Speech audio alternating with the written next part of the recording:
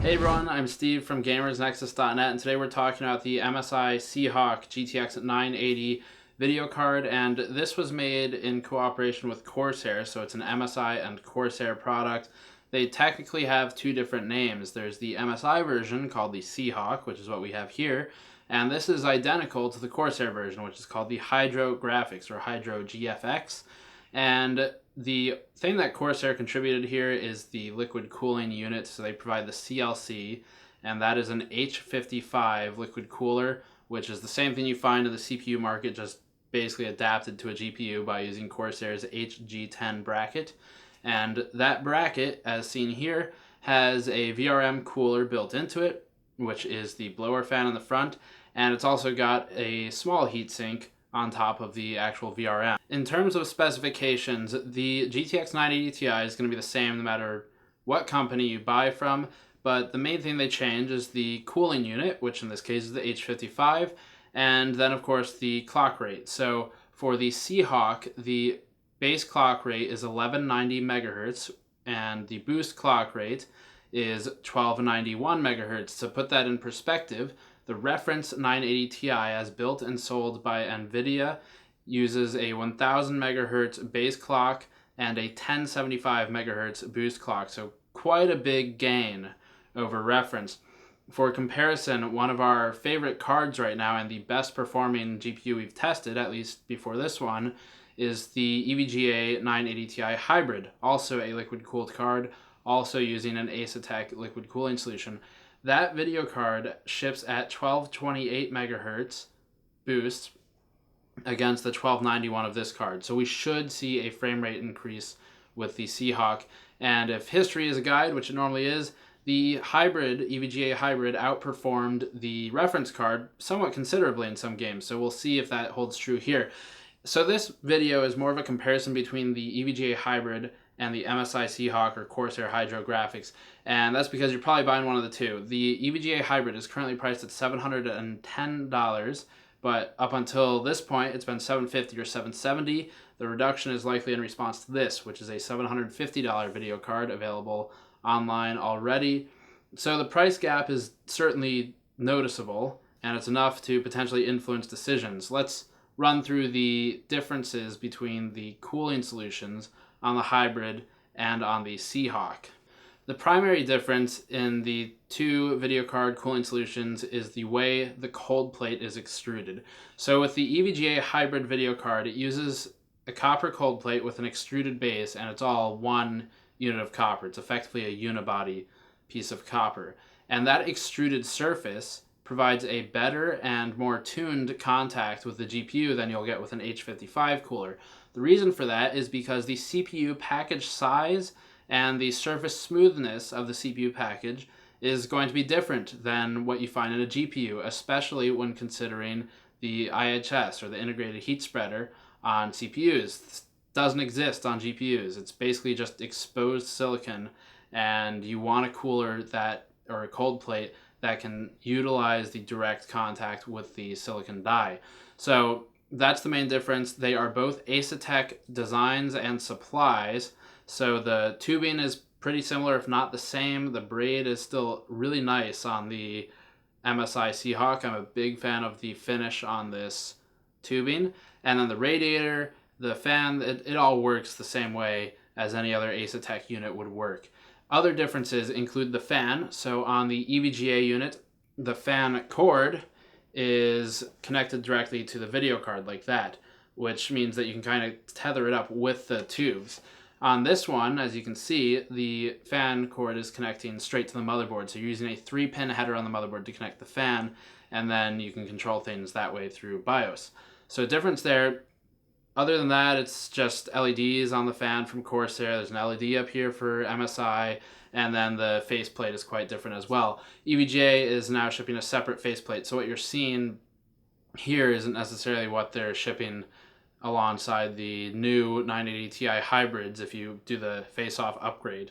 Liquid cooling a video card is actually becoming somewhat important for the high-end units, the big GPUs, and there are a couple reasons for that. The main ones are items that we discussed in our Fury X review, and those would include, obviously, reduced overall thermals, substantially in some cases, reduced power leakage from the capacitors and VRM. So that's basically, it improves power efficiency, it improves your efficiency performance per watt, and that's because we're reducing the amount of power lost through heat. So when you have a hot capacitor, it does a worse job at retaining that power, and you have efficiency loss, which increases the heat of the unit even further. So it sort of builds on itself. In the case of liquid cooling, especially the Fury X, which does things a bit uniquely by liquid cooling its VRM and memory as well, with liquid cooling, you're reducing thermals across everything the liquid is in contact with, which in this case is the GPU. And that reduces thermals of the surrounding components around the GPU, like the capacitors, reduces thermals of the VRM just by nature of putting it under less load to clean the power. So that's a big deal, and that's why liquid cooling is important on these high-end GPUs if you're doing any kind of overclocking or putting it under load regularly.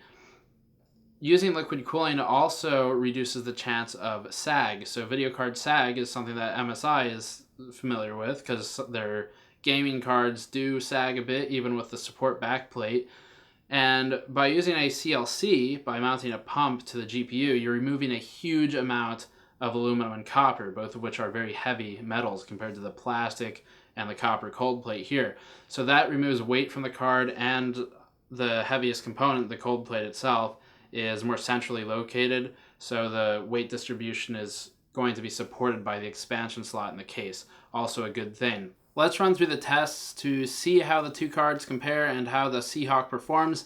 First of all, for temperatures, the MSI Sea Hawk has a delta temperature over ambient of 40 Celsius for the sustained equilibrium test, and that is up against a 40s Fury X temperature using a Cooler Master CLC and, more importantly, a much hotter GPU package, and up against the Strix coolers, which are very efficient, but you're looking at a 960 and 950 here. But more importantly, up against the reference design 980 Ti, which is in the 60s Celsius, so that's a 20 Celsius improvement with the Sea Hawk card, definitely noticeable and definitely a big deal. For the hybrid, though, you've seen in the 20s, 23 Celsius Delta T with the 980 Ti hybrid by EVGA, which is a 19 Celsius difference, and that is massive. Let me make it clear that either way, both of these cards are very high-performing coolers. They operate at temperatures that really the delta between them is not going to impact any gamers, any mainstream users. Even overclockers will be impacted in a limited fashion because 40 Celsius is still pretty cool, but it's not as cool as 23, obviously. So moving on from that, we have the power charts. This is total system power. This is not individual GPU power. That means it's the requirement for the entire computer to operate. And with the Sea Hawk, we see a 392.76 watt power draw against the 353.5 watt reference. That's an increase of about 40 watts, which is really not that bad considering the clock rate is increased. And if you look at our charts, we compare the clock for clock with the reference and the hybrid and the Sea Hawk, and basically it's the clock rate increase and the power percent target increase that is causing the extra wattage to be produced here, or be required rather. EVGA's is at 367.2 for the reference model, and then you overclock it, you get closer to the Sea Hawk. Moving on to FPS, in game benchmarks, we see generally about a 4 to 7% gain over the hybrid, which is a couple FPS on average. The CLC cards outperform reference by about 8 to 15% depending on the game, so that is, again, pretty noticeable, and that's attributable to their pre-overclocked core clock. In general, the Sea Hawk's lead is minimal over the hybrid and could be easily ignored, but it is undeniable that the Sea Hawk is objectively in, we'll call it first place for fastest single GPU card on our benchmark now, and that granted it the Best of Bench award on the website. The new MSI and Corsair GTX 980 Ti outmatches EVGA's hybrid by a single frame per second in The Witcher 3 at 4K, which is just barely outside of margin of error. It's a measured difference and displayed consistently through numerous test iterations, but that difference is still just barely there. there is no denying that the Sea Hawk is at an advantage with its increased core clock, and the single frame is totally unnoticeable to gamers, but we can look at other resolutions in other games to see how things look there. So in The Witcher 3 at 1440, there's a more measurable difference of 4.8%, and at 1080p, we see a 4.7% delta. So not a huge deal really for either of these cards in terms of differences. They're both very strong performers. In GTA 5 at 4K, which is a very high load scenario, the Sea Hawk has a 15% advantage over the reference 980 Ti, and that becomes more tangible. That's a 10 FPS gain at 1440p, or 12.98%. So that's where you start seeing, okay, now I can enable different settings and utilize that 10 FPS for better gameplay, better visuals. Against the hybrid, it's a 4.7 to 6.3% difference, 4K and 1440p respectively, favoring the Sea Hawk again. This advantage is yielded by the faster clock, but you can see in the charts it's only a couple FPS depending on which resolution you're at. Metro Last Light shows another 5 to 6% delta between MSI and EVGA for the CLC GPUs, and that performance delta is favoring MSI once again. It's still small enough to force consideration of other factors though, like cost, efficiency of the cooling solution, and obviously what you're planning to do with the card in terms of overclocking. More benchmarks are on the website, but you can look at a couple here. Overclocking is really important for these cards as well. So looking at the charts, you'll see the steps that I took to produce the highest achievable clock with our sample. Big disclaimer here, or two big disclaimers here. One, there's a thing that we in the community call the silicon lottery, which many of you are familiar with. That means this card will not necessarily overclock the same as other reviewers or as yours, and that's because the GPU is not the same for every device. It is still the GTX 980 Ti GPU, the GM 200 series GPUs, Maxwell GPUs, but the actual performance and the stability of the silicon will vary from chip to chip. So that noted, it's also not necessarily advised to push the highest possible clock rate for your card because it will wear the lifespan down of the card. We do it here for testing because we're just overclocking to see how well it performs, and it's not being used for years after that. Looking at the charts, the Sea Hawk achieved a 1521 megahertz core overclock, which is massive over reference, and only a 3846 memory overclock in terms of frequency. So that was a 300 megahertz offset, which is 200 megahertz less than the hybrid and even the reference 980 Ti that we have, both of which achieved a 4001 megahertz memory clock.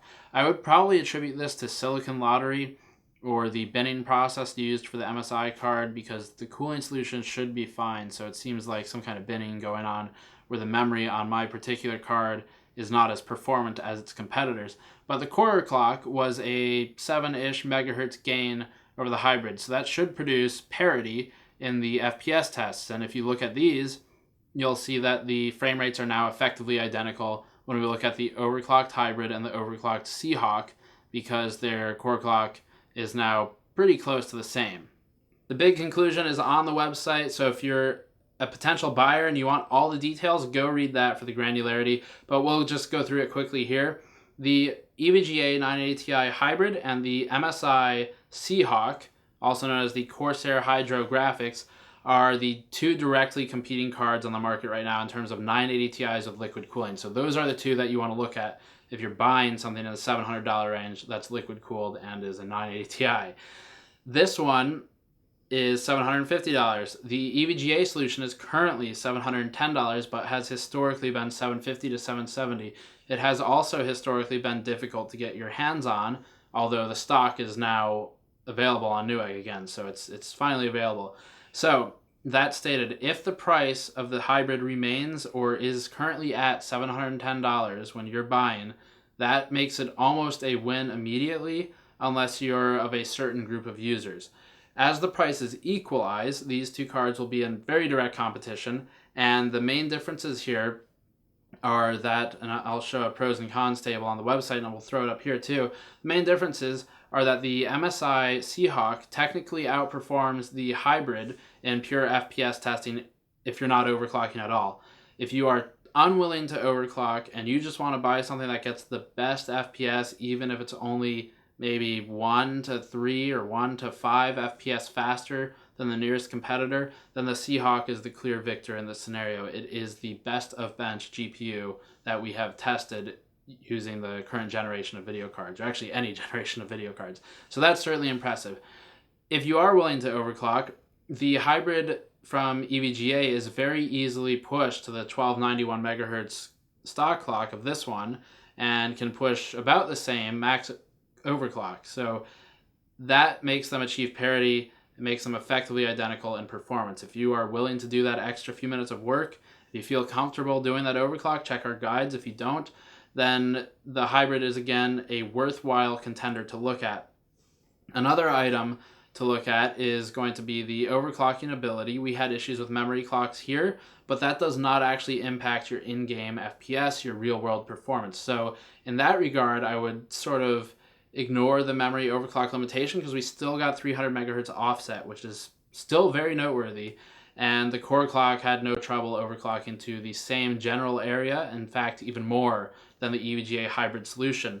Beyond these items, it really comes down to a few things, like, do you really want a Corsair and MSI branded device in your computer? This is a real thing to consider because performance-wise, the hybrid and the Sea Hawk are both very good. They're, again, effectively identical. So if you want a branding consistency, if you're going for a theme, then your choice is made.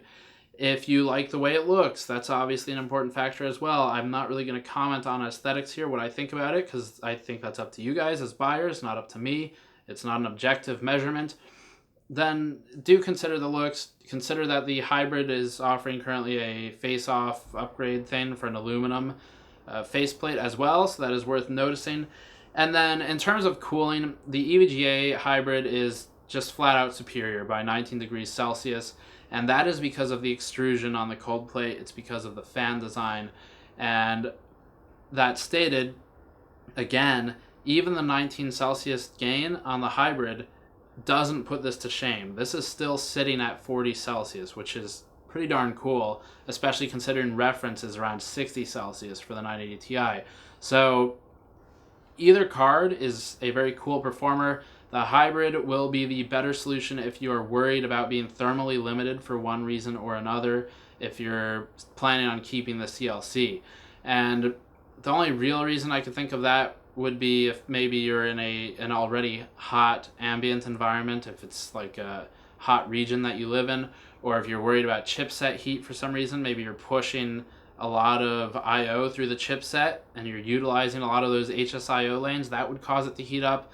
Plus the heat of a video card sitting on top of it would really not be great for the chipset's longevity. So that would be a thing to consider, but that's a pretty rare use case, and users who are in that scenario likely have other things in mind, like open loop cooling. So that's all for the Sea Hawk. Again, wrapping up, this thing is a very good performer. It's the best performer on the bench right now. It overclocks very well. It's $750, and the EVGA hybrid is something you should seriously look into as a competing option. Both of them really are not a buy that you should feel bad about. So it's impossible to choose the wrong card other than price. If you're limited on price, the choice is made for you. So that's all for this time. Thanks for watching. If you like this type of reporting, check out the Patreon page linked in the post-roll video, and do check out that article for all the charts and the full detail, and I'll see you all next time.